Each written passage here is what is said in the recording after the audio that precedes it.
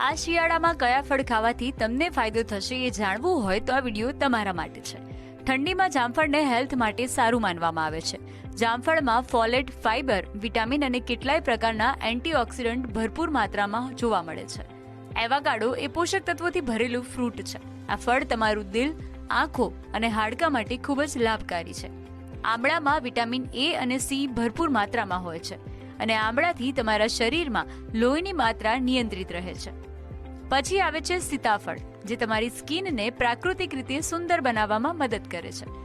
આમળામાં મોટી માત્રામાં vitamin A હોય છે, જે તમારી સ્કિનને સ્વસ્થ રાખવામાં મદદ કરે છે.